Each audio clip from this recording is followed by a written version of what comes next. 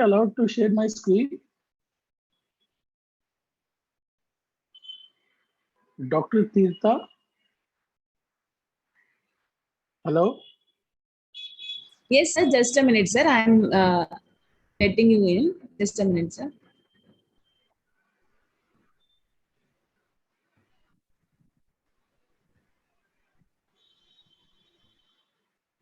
So you can share the screen now. Okay.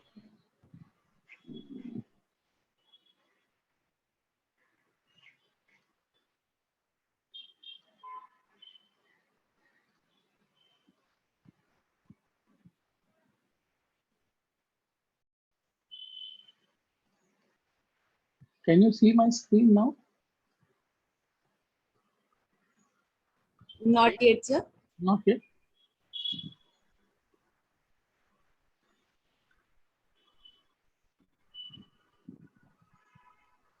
Okay. Hi. Yes, sir. Yes, sir. Now I can see. Okay. So I just made it full screen. Can you see my mouse? Can you see my mouse? Dr. Tirtha? Sir.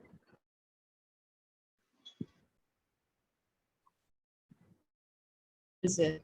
The morbidity of doing a contralateral lobectomy, you avoid by doing a. Okay. Can I start?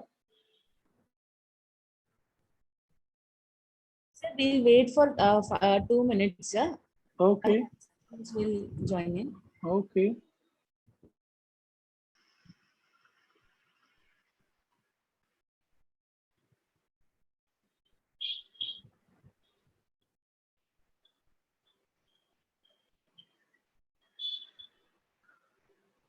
Thyroid cancer.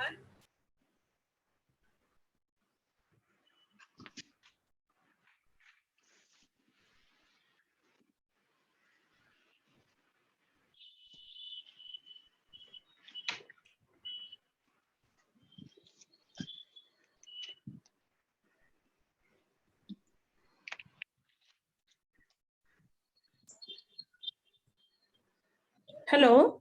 Yeah. Hello. Hello. Yeah. So, Dr. Vijay, I'm Dr. Poonam. Yes, ma'am. Yes, ma'am.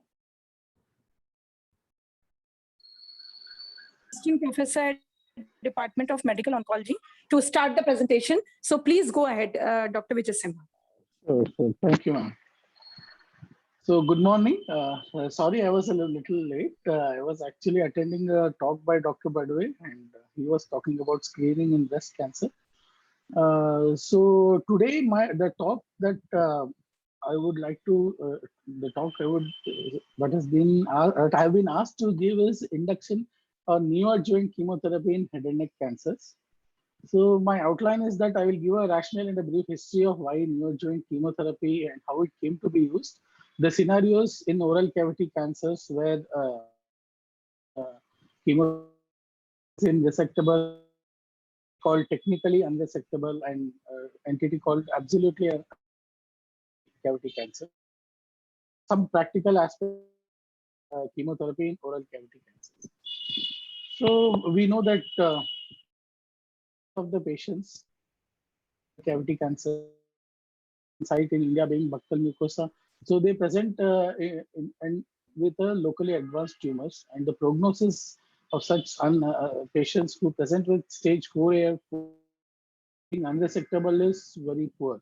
And with a non-surgical approach, the survival is ranging from just 2 to 12 months, and it is even in a non-metastatic setting. This is peculiar to head and neck, where a locally advanced tumor becomes very fatal.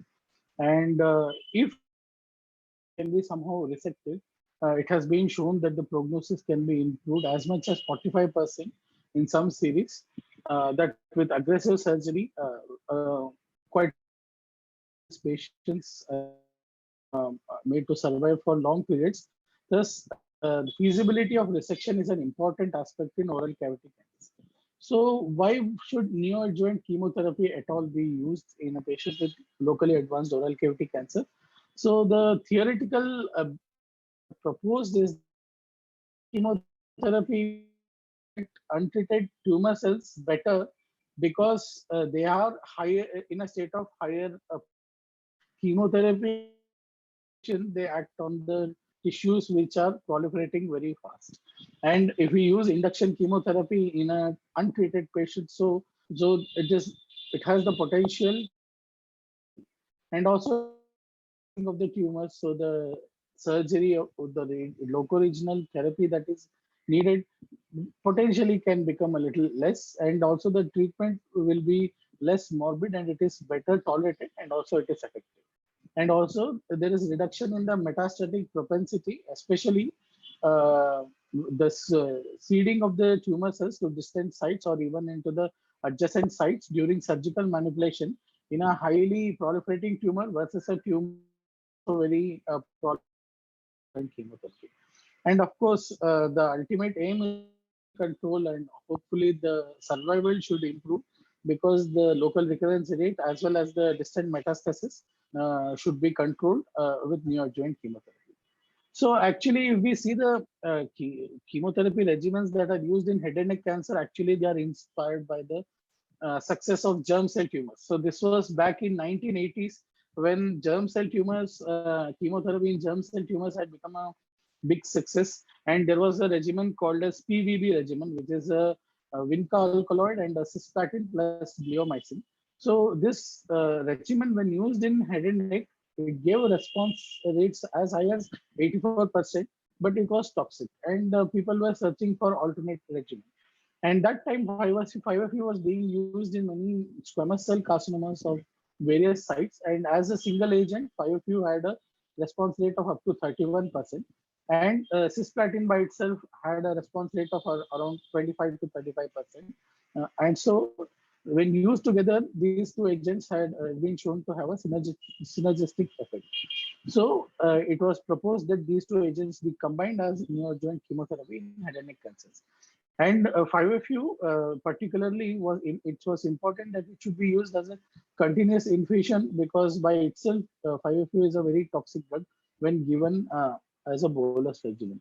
So the first attempt at neoadjuvant chemotherapy in oral cavity cancers was as far back as 1982. So this was the first publication. So they used this regimen, which was cisplatin plus 5FU.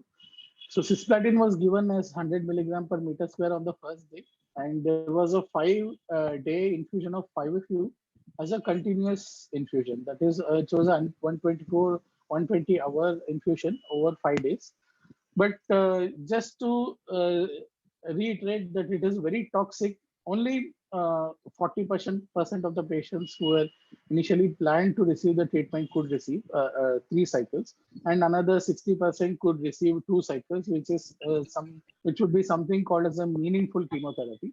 And with this kind of treatment given, it was seen that along in the whole cohort, there was 11% complete response and 70% had partial responses. But that came at a significantly high toxicity. This was in 1982. The newer generation of anti-emetic regimens and supportive care was not in place. So the incidence of nausea and vomiting was very high. And the incidence of severe leukopenia was 27%. And mild to moderate renal toxicity was seen in 27%. And despite using such toxic regimens, neoadjuvant chemotherapy did not add any significant toxicity that was observed with subsequent surgery or radiotherapy. So because of the toxicity, they tried to compare whether single agent versus hello. Hello. So they try to compare whether single agent versus a combination of agent would be better in producing responses, but it was shown that the response rates for combination chemotherapy was quite superior to single agent chemotherapy, though there was not much significant difference in the overall survival. So the next question that was asked with good response rates seen in chemotherapy was whether there is a survival advantage with induction therapy. So induction chemotherapy. And as far back as 1994, a randomized trial was done which compared surgery versus neoadjuvant chemotherapy followed by surgery and also post-op radiotherapy. So various sites of head and neck were chosen, including oral cavity, and the same regimen, which was the PF regimen, was used. And in patients who had to receive local regional treatment, it could include surgery as well as radiation. There was unfortunately this trial which asked the question whether there is a survival advantage in terms of disease-free survival or overall survival. It was a negative study. But however, in patients who did not undergo surgery, patients who received induction chemotherapy had a better, higher incidence of complete response rate compared to patients who underwent radiotherapy alone or chemo or radiotherapy alone. This was the era where chemo radiation was not yet in view. And so these inoperable patients benefited from induction therapy. So this will be later on extrapolated when we discussed about patients who can never be resected. But still, the main principle is that this 5-year survival was still poor in the patient, even if they underwent surgery, though it was superior to patients who did not undergo surgery. So around the year 2000, with all the randomized studies and case series of induction chemotherapy or neoadjuvant chemotherapy in head and neck cancer, it was shown that complete responses rate can be as high as 70%. And also in patients who achieve complete clinical remission, the pathological remission in almost 2/3 of those patients will have pathological response. And it was observed that these patients have a better chance of increased survival. But there was no increase in surgical or radiation-induced complications. So neoadjuvant chemotherapy would not interfere with subsequent local regional treatments. But definitely, it was never demonstrated that there was any survival benefit in patients with advanced tumor stages, despite addition of chemotherapy in resectable oral cancers has been tried in 2 settings. One with intent of improving survival, and the other one with the intent of preserving organs. So, organ preservation in resectable oral cavity cancers from our own institute, Dr. Chaukar has shown that in patients who had oral cavity cancers who are requiring a segmental resection of the mandible for the paramandibular disease, but who did not have any radiological evidence of bone erosion, in a phase 2 trial, they showed that as much as 49% of the patients who were to otherwise undergo segmental mandibular resection would be spared of that surgery. But however, a phase 3 trial was also done, which is still not published. The other indication is oral tongue cancer, where it is restricted to one side of the midline and it is reaching up to the midline. Sometimes these patients are also referred for neoadjuvant chemotherapy. So what about the impact of neoadjuvant chemotherapy on overall survival in a patient who is otherwise already resectable? There are 2 trials which are mainly which have been done and which are widely quoted. One is by Licita et al. This is from Italy, and another one is from Zong et al. So both these trials use neoadjuvant chemotherapy followed by surgery and adjuvant radiation versus surgery and adjuvant radiation alone. And both these trials were a negative trial, and these trials, including the trial which I showed previously, have failed to show an impact on local regional control or overall survival. So the trend that was observed in these studies was that there was a decrease in the incidence of distant metastasis, and therefore also there was a potential for biological selection in that patients who had good response to chemotherapy ultimately stood to have a good overall survival. So what is the criticisms of existing randomized trials in operable head and neck cancer is that these were done in European countries where the sample size, the incidence of head and neck cancer is not common as our country, and the sample sizes were small, and the trials were terminated prematurely because the accrual was very slow, and hence these trials did not have the adequate statistic power to truly answer the question whether in an operable patient of head and neck cancer, whether addition of induction chemotherapy would actually lead to a better survival or not. And also, it is always shown that. Hello. One, एक minute. So patient who had pathological CR with induction chemotherapy, they had a better overall survival. But we know that the pathological complete response was a purely a function of neoadjuvant chemotherapy, and yet it had produced overall survival. But in randomized trials, there is no survival benefit. So this is one of the criticisms of the existing randomized trial. So coming to the issue of neoadjuvant chemotherapy in technically unresectable oral squamous cell carcinoma. So unresectability is a issue which is quite subjective, and it is influenced by subjective criteria. It is dependent on the disease status, anatomical sites of involvement, and surgical skills of the surgeon who is deeming it as unresectable. And that's why, because randomized trials do not exist on this, owing to the due to the subjectivity of the very entity. So there was a series from our institute by Dr. Vijay Patil, who showed that there were some criteria of technically unresectable oral cavity cancers. So these were defined based on presence of buccal mucosal primary, which had peritumoral edema going up to or above the level of the zygoma, or without the presence of skin satellite nodules. Also, the presence of tongue primary with the tumor extending up to the level of the hyoid bone. These two factors were very important for being considered as technically unresectable.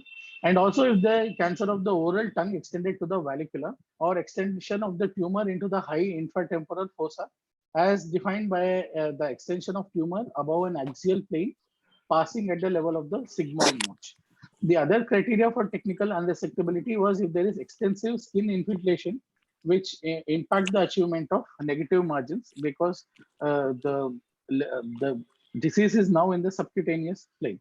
So there were 71 patients who were described in that paper, and majority of the patients received a two-drug regimen, either DC rather than TPF, or some patients also received the three-drug regimen, and it was followed by resection in patients who subsequently become resectable. So in these technically resectable patients, 43% of the patient had downsizing of the disease, and subsequently they were able to undergo surgery. And in those patients who the surgeon subsequently said that this can be resected after neoadjuvant chemotherapy, all of them achieved a R0 resection. And it was seen that the three-drug regimen, which is DCF or TPF, achieved a higher resectability rate compared to the two-drug regimen, and this was statistically significant.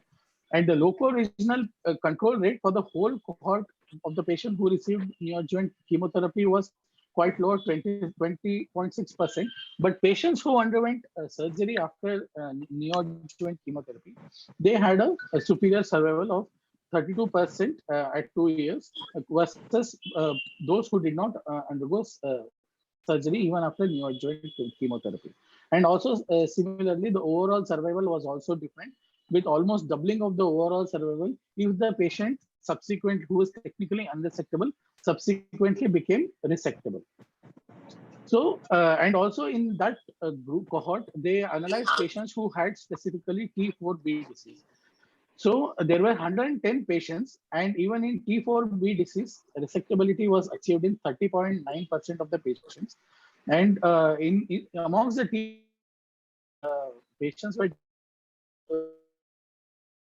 of the who had extension above the plane of the sigmoid notch or below the plane of the mandibular notch, and patients who had extension above the mandibular notch had a significant were tended to be unresectable even after neoadjuvant chemotherapy.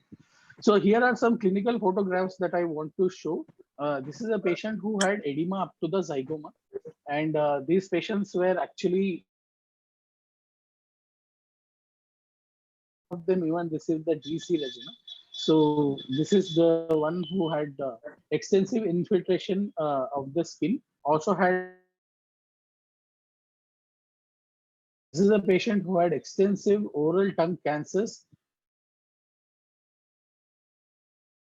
and he has a good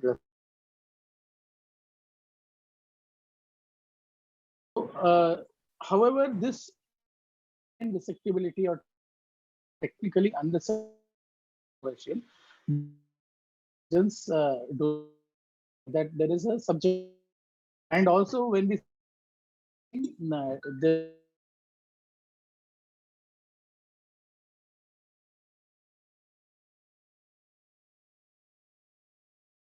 present with buccal a very early event. So majority of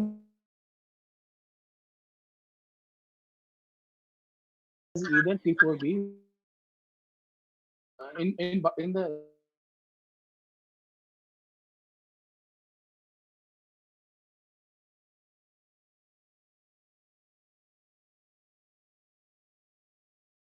margin is a main concern.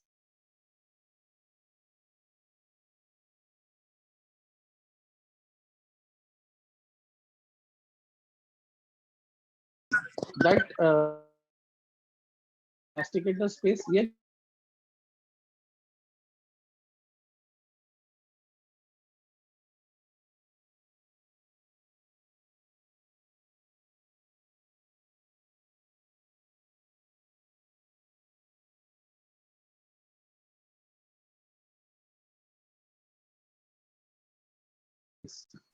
so this sort of animation that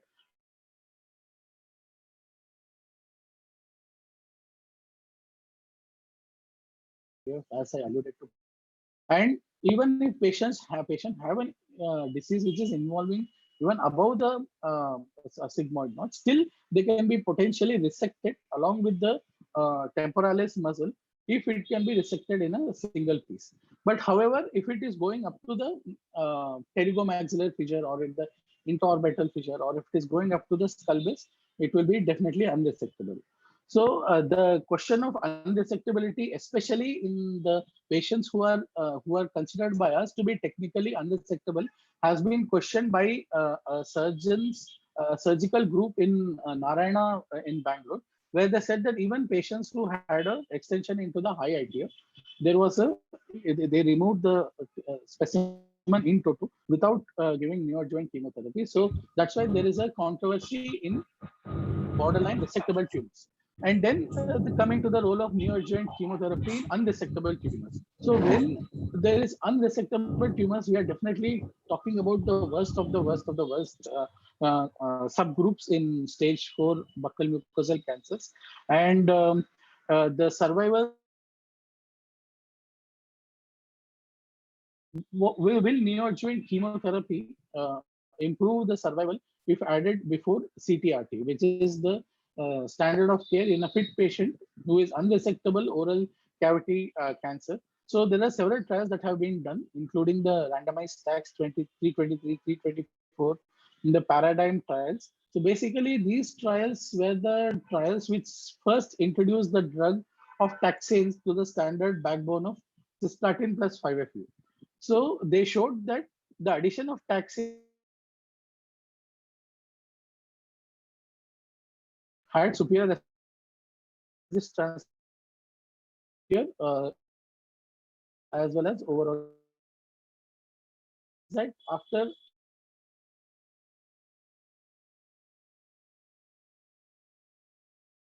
surgery for a potential patient. Just to talk about the TPF regimen, only one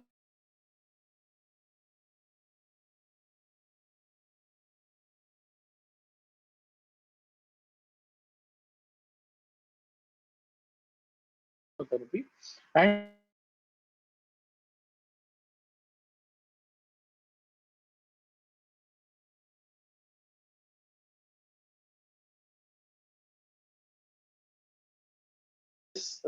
grades opinion in almost patient, severe anemia, that is HB falling below 8. So that would be called as grade 3 anemia. That was in almost 10% of the patients. Severe infection requiring admission and antibiotics seen in 7% of the patients. Febrile neutropenia, which is of course a life-threatening emergency, seen in 5% of the patients. Grade 3 thrombocytopenia, which is fall in platelet count below 50,000, was seen in 5% of the patients. And there was a 6% of the patients who discontinued treatment and could not complete due to adverse events. And there were also treatment related deaths. That is 2.3% of the patients who died due to the toxic effect of this study regimen. So this is just to show that how TPF, which is the standard neoadjuvant regimen nowadays, so how toxic it can be. So from these above trials, as well as I would like to say some conclusions that if we are giving a neoadjuvant chemotherapy in an oral cavity cancer, it is important to select. That is, 3 drugs would be superior to a 2-drug regimen. There is no point in giving a regimen which is suboptimal. The group. So the response rate was definitely statistically better with 3-drug regimen. And the important thing when we are considering neoadjuvant chemotherapy is that there is a potential for biological selection. That is, patients who have good response in turn ultimately have better survival. This was seen in the randomized trials, which I have previously shown. And the patients who ultimately get resected after neoadjuvant chemotherapy, again, I have shown the series from Dr. Vijay Patil to show that they have almost a doubling of the survival compared to patients who do not get resected after neoadjuvant chemotherapy. So these patients should be aggressive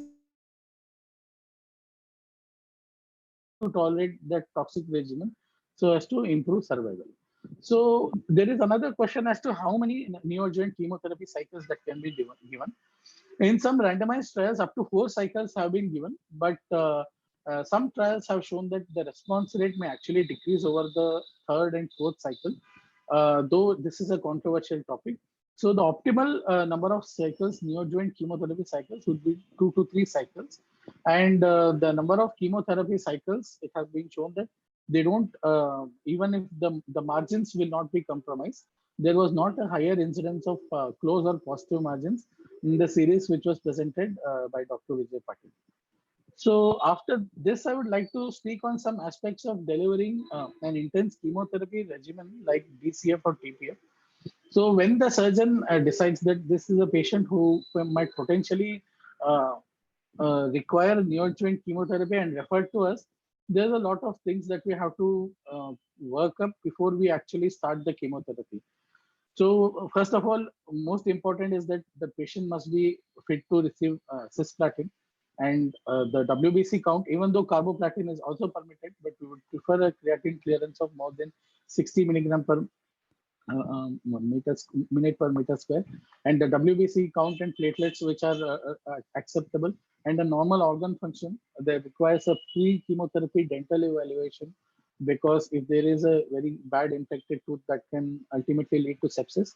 And there must be a nutritional assessment, because these patients tend to have a lot of weight loss during chemotherapy. And of course, because many of them are associated with trismus and very poor oral intake, there is also the need for assessment for nasogastric tube at the time of working up. And also, if we are considering for infusion of 5-FU for 24 hours on 5 days, there is a requirement of PICC line, that is peripherally inserted central catheter, and 5-FU needs to be delivered only by this, not to the usual venous route, the peripheral veins. And because we are using 5-FU, and some patients who have this mutation in dihydropyrimidine dehydrogenase, which in our series we have seen that it can be as high as up to 25% of the patient can have this mutation, leading to inappropriate or inadequate metabolism of 5-FU, and they can have excess toxicity. So even DPD mutation must be preferably done in a patient who is being planned for continuous infusion of 5-FU. And most importantly, it must be planned in a center where there is infrastructure to handle this toxicity, particularly there are going to be life-threatening toxicities. So the standard protocol, what we use in our hospital is docetaxel at 75 milligram per meter square given on the first day, and cisplatin 75 milligram per meter square. It is split over given for 5 continuous because it is a very antiemetics to under it is important to add, and then 5-HT3 inhibitor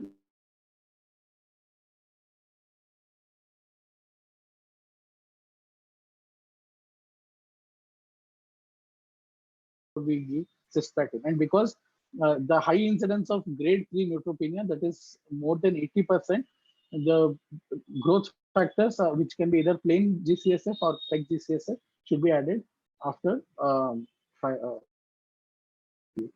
the other, which is not evidence based, has been which that is not, but we have modified the DPF regimen to omit the 5FU. So this will omit the PICC line, this will omit the DPD testing, and this will omit the prolonged admission, because continuous infusion of 5FU will require admission for some 10 to 14 days at least. The other drugs continue to be the same. It is a trade-off between a less optimal response versus feasibility of the patient to actually receive intense regimen like DCF. So post chemotherapy, the patient cannot be, especially with DCF, the patient cannot be left to go home. He should be admitted. So immediately post chemotherapy, the patient can have hypersensitivity reaction. There can be electrolyte disturbances which require monitoring on alternate days. Blood sugars can get deranged, and of course CBC needs to be monitored because the counts are going to fall, including the platelets. And there is going to be occurrence of mucositis with 5FU, which starts beginning at around the 7th day of infusion. And also, if it is a very locally advanced oral cancer, it is possible that with chemotherapy, there can be tumor hemorrhage. We have seen patients having severe bleeding after chemotherapy. And of course, there is the issue of sepsis and febrile neutropenia. So in our institute, at least for 10 to 14 days, every patient we need to admit. So, or it can even go beyond that.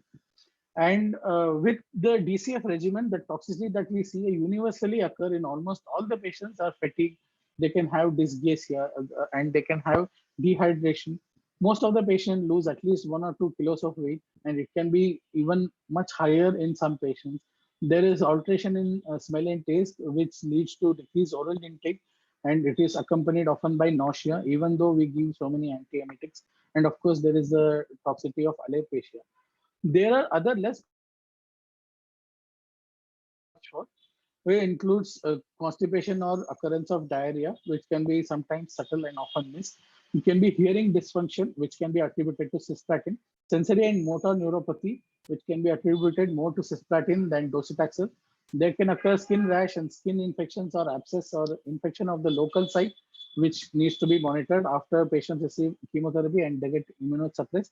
And patient may also develop depression post chemotherapy or even before chemotherapy also. There are some life-threatening events that can occur when we are giving neoadjuvant chemotherapy. So 5FU is a very notorious drug, as I mentioned before. So there can occur cardiac events. That is, 5FU can be associated with bradycardia. The pulse rate can suddenly drop to 40, and even it can even manifest as a myocardial infarction. Of course, the incidence is very less, but definitely it does occur, and it occurs. When it occurs without any warning. And the patient can also have thromboembolic events because cisplatin has a predisposition to cause thrombosis, especially arterial thrombosis.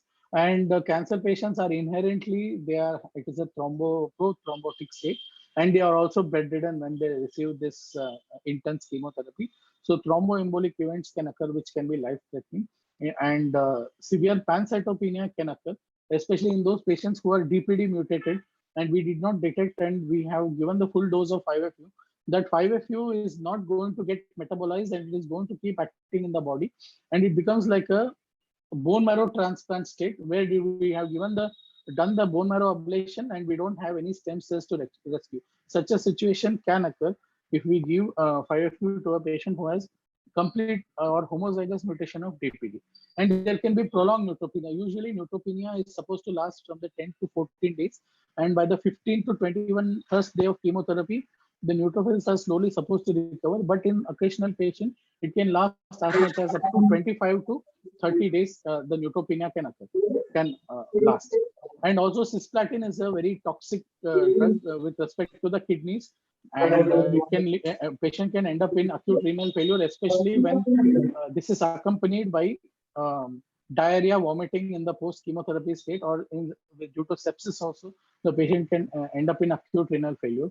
And because patient is lying down on the bed while receiving this chemotherapy and supportive care, there's potential to develop hypostatic pneumonia. So as I said, the mortality can go as high as up to 2%.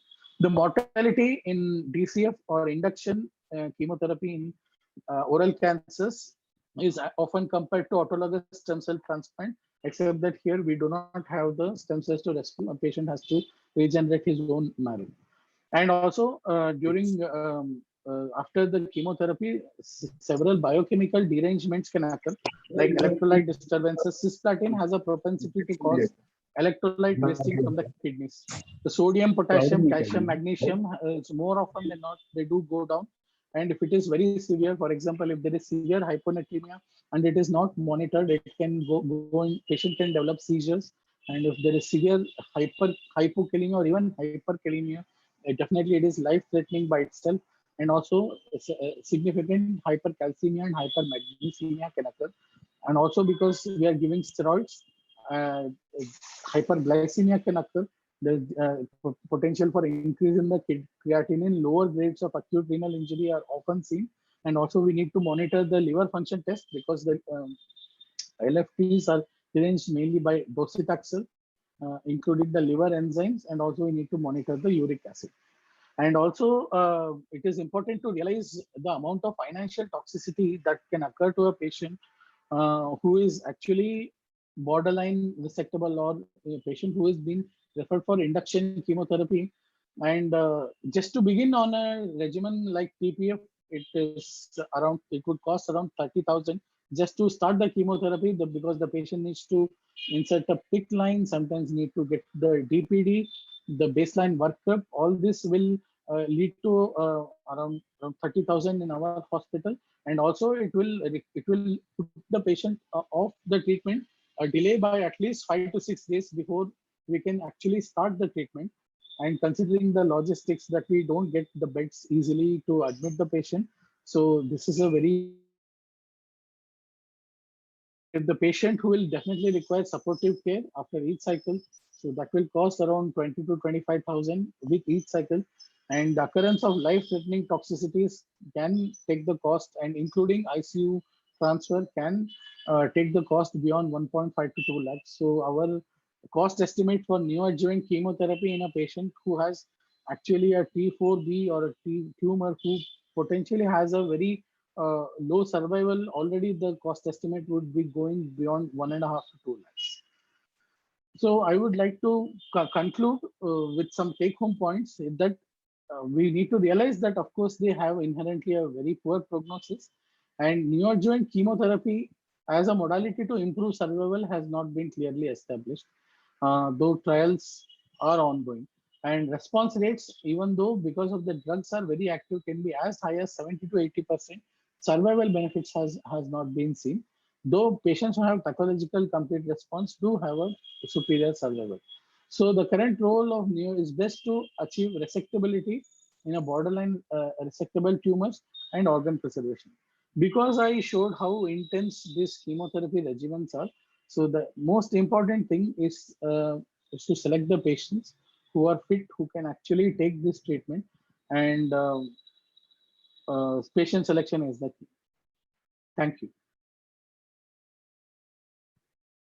I would be happy to take if there are any questions. So, thank you, Dr. Kumar. The presentation, and I think we all learned a lot. I would like to add, Dr. Vijay Sinha, is that, hello? Yes, ma'am. Is that, we does that the T4B, especially with you, is there is subjectivity to it while defining the uncertainty. Yes, ma'am. Yes.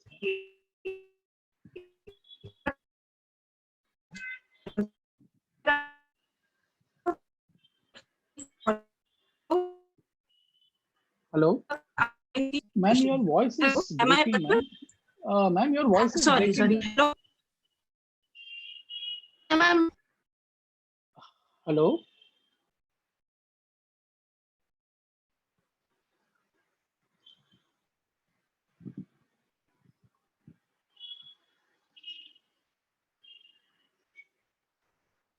Hello. Yes, ma'am. so only one thing was that we say that very objective criteria is followed for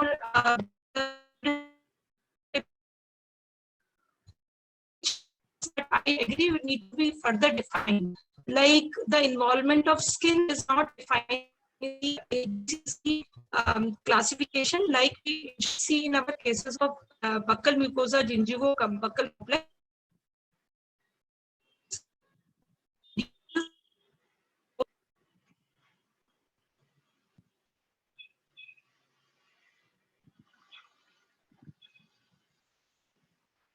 Hello. Dr. Tirtha, can you unmute, ma'am? I'm not able to hear. I think she has lost connection. Dr. Tirtha, Dr. Joshi? Sir, there, Ma'am has come back. Yeah, Vijay, you can go Yes, ahead with the ma'am. question. I think there's some issue with my internet connection. Yeah, you go Yes, ahead with yes, the, I think there are 2 questions. Please go ahead. Ma'am, now we can hear you, ma'am. Okay, Yeah, okay. we can just No, see. only one, I think questions one from thing the I audience. wanted to add is that, hello, Yes, Yes, Hello. ma'am, I'm we can listening. hear ma'am. you. one thing I wanted to add.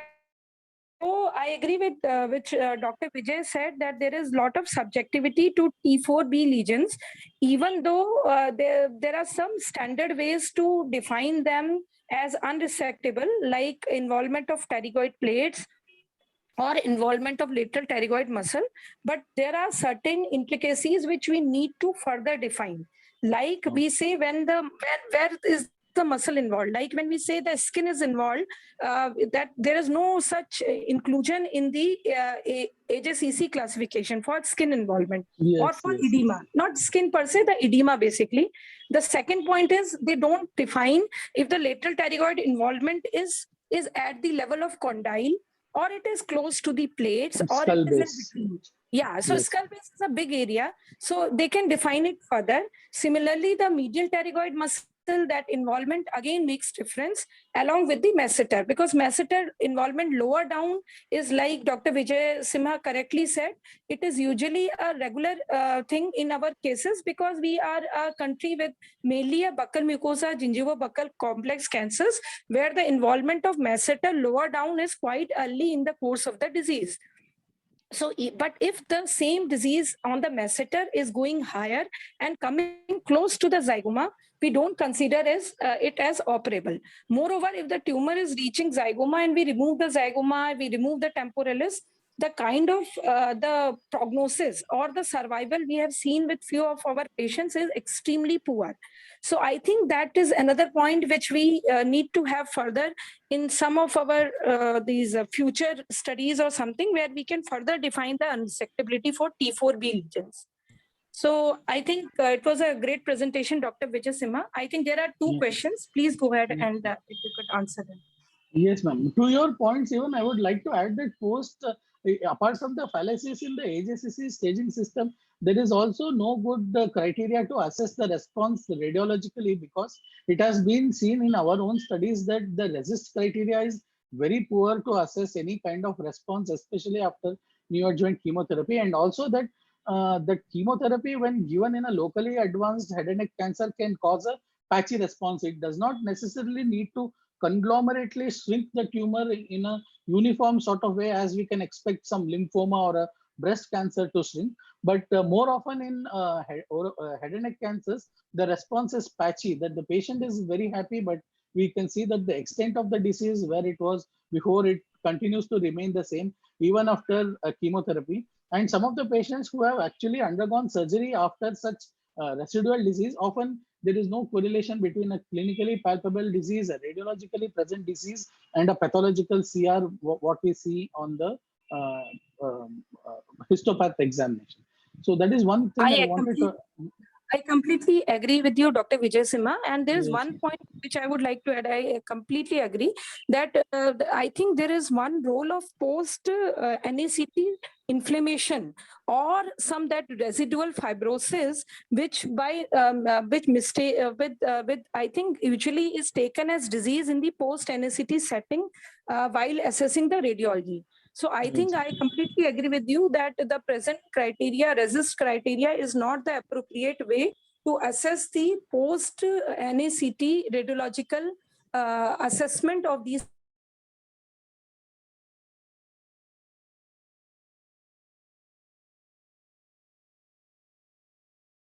Completely agree with you, Dr. Simon. Yes, yes. And there is a question from Dr. Haridas Mani. So whether we can replace carboplatin to cisplatin, whether it is inferior. So there has been a study, a phase 2 study, which has been done on that, and they have shown that carboplatin can reasonably replace cisplatin. But in other sites of like when we use cisplatin versus carboplatin, there are other sites where cisplatin has been shown to be superior to carboplatin. So there is a general reluctance among us. If we can give cisplatin, definitely it is the go-to drug. And if a patient has some impairment in the renal function, for example, if he has some borderline glomerular filtration rate or creatinine clearance, or we feel that this is going to cause significant ototoxicity or neuropathy, so carboplatin can be reasonably substituted, and it will cause a different set of. So main difference in the toxicity between cisplatin and carboplatin is that the cisplatin causes nephrotoxicity predominantly, and carboplatin causes cytopenia. So yes, carboplatin can be replaced in a phase 2 trial. It is not inferior, but preferably if a patient can take cisplatin, we want a good response rate. So the go-to drug will be cisplatin. So the regimen will be cisplatin based regimen. So that is how it is like designed. Would that answer your question, Dr. Haridas? Yes, sir. Yes, sir. Thank you so much. Yeah, thank you. Thank Okay, you, so there is another question from Dr. Akash Manan. So can the point on surgical margins be repeated same as pre-NACT? So this is an area which cannot be, modeled or controlled in trials, because after neoadjuvant chemotherapy, when the surgeon goes on to resect, definitely the whatever area he feels or he decides at the point of time of surgery, he will definitely go ahead and resect. We cannot say this was the neoadjuvant chemotherapy volume, please don't resect anything apart from this. So this surgical margin after neoadjuvant chemotherapy in this fashion cannot be controlled. And as I mentioned before, there is the question of patchy response to chemotherapy. That is, in that margin, there may be a potentially tumor existing, or there may be some more of induration. So the surgeon cannot simply leave behind that amount of tissue when he is going to resect. So Dr. Lichitra, when she did the randomized trial, one of her questions that was asked whether neoadjuvant chemotherapy can decrease the volume of the surgery, but actually in a practical sense speaking, that is totally left to the discretion of the surgeon when he goes to resect the tumor, and it cannot be adequately modeled. But however, in the series by Dr.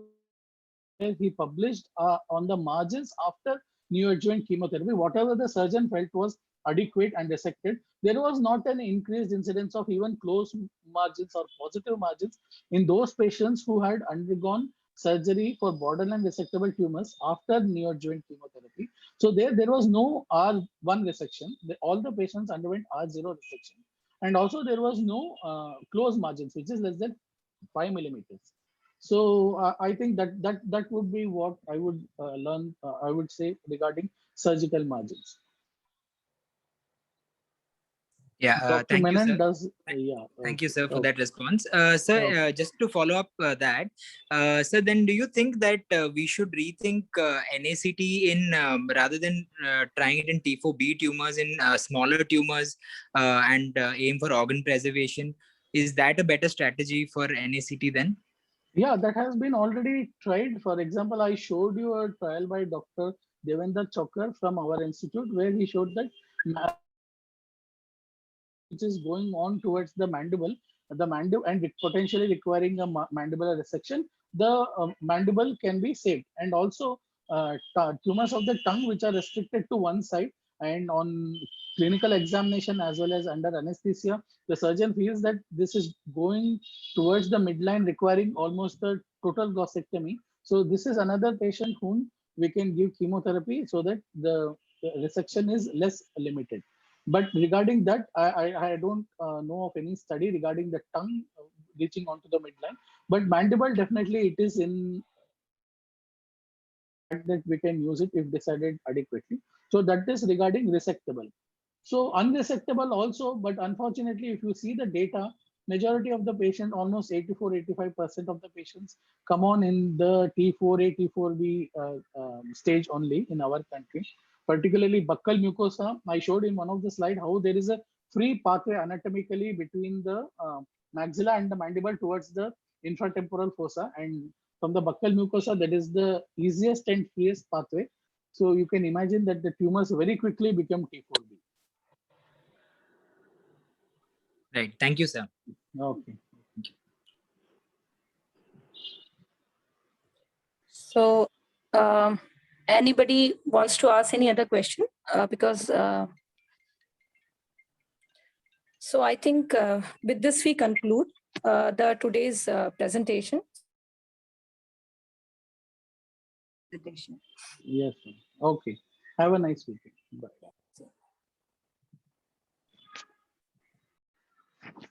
Hello हाँ बोलो बोलो